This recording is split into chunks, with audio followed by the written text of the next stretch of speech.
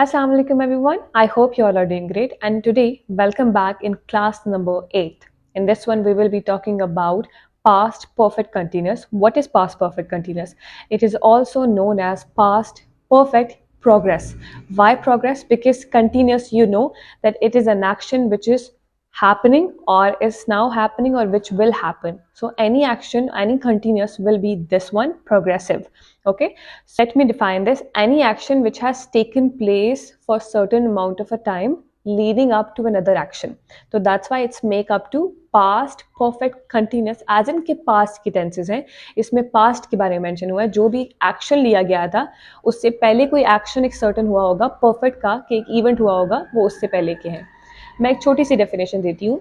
जैसे कि अगर मैं कोई एक इवेंट के बारे में बताऊं कि ये हो रहा था उससे पहले, तो यहाँ पे दो एक्शन है. तो एक का तो मैंने बोल दिया कि वो उससे पहले हो रहा था, लेकिन एक का मैंने पूरा जिक्र किया है कि ये हो रहा था, मतलब वो प्रोग्रेस था. फॉर एग्जाम्पल मैं अगर आपको एक छोटी सी एग्जाम्पल दूं, वो ये होगी. बस के पहुंचने से पहले वो 1 घंटा इंतजार करती रही. She had been waiting for 1 hour before बस अराइव्ड. ठीक है, दो एक्शंस के बारे में बात हो रही है. एक सिर्फ ये कहा कि बस के पहुंचने से पहले, ये भी पास्ट में है, और एक जो था कि वो इंतजार करती रही.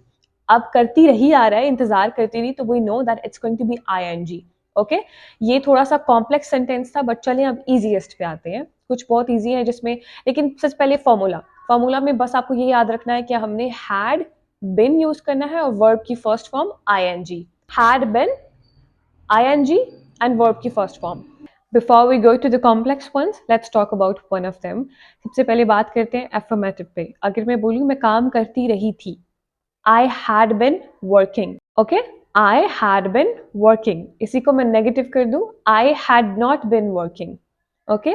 अगर इसी को हम question form में interrogative में कहें, had you been working or had she been working? Okay? I had been working, had been ing. That's it.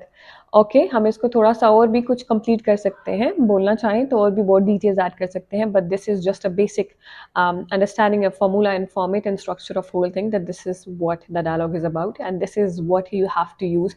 Had been, ING, verb की फर्स्ट फॉर्म, दैट्स इट. जिसने भी यूज किया आपको पता चल जाएगा कि वो परफेक्ट कंटिन्यूअस में बात कर रहे हैं. Now let me give you different usages and also sentences of this. For example first is going to be a action that started in the past and ended in the past. For example, मैंने आप लोगों को example पहले दे चुकी हूँ, जैसे she had been waiting for an hour before the bus arrived. ठीक है, एक action जो start भी तब हुआ, खत्म भी तब हुआ. That's it. Moving on, we have duration of an action. Duration of an action in a certain point in the past. For example, she had been working or she had been playing tennis for 2 hours when it started raining.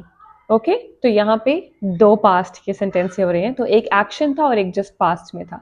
Okay, अस्सलाम वालेकुम everyone. I hope you all are doing great and today welcome back in class number 8. In this one we will be talking about past perfect continuous. What is past perfect continuous?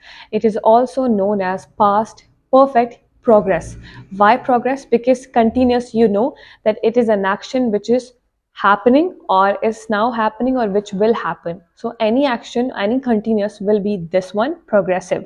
Okay, and if you want to emphasize the duration, sorry about that, if you want to emphasize the duration of an action, आप कुछ ऐसे sentences बोल सकते हैं जैसे कि I was tired because I had been working all day. I was tired because I had been working all day. तो यहाँ पे दो एक्शन है, आप ड्यूरेशन करना चाह रहे हैं. I was tired, I had been cooking all day. Two actions. Okay, तो दो आपने एक्शन अपना एक सेंटिमेंट इजहार किया है. So this is how you can use it too. Moving on we have another one which is parallel actions. सभी parallel actions हैं, बट कुछ कुछ जुड़े होते हैं, कुछ कुछ टोटली ऑपोजिट होते हैं. For example, he had been cooking while she was setting a table. ठीक है, he had been cooking while she was setting the table. ठीक है, parallel actions है. I had been speaking and my students were listening. Two parallel actions happening in the same time. लेकिन एक action था और एक हमने उसको एक्शन की फॉर्म में नहीं बोला, ing वगैरह का यूज नहीं किया. Now there is another use which is अगर आपने कॉन्ट्रास्ट करना हो with simple past, जैसे कि she had been studying for hours but she could not understand the material. She had been studying for hours but she could not understand the material. Okay तो यहाँ पे हमने उसको मर्ज कर दिया है, तो this is how we can always use the continuous ones. हमने सिर्फ दो पास्ट के एक्शंस को साथ जोड़ देना है और हम उनको ऐसे इजहार कर सकते हैं।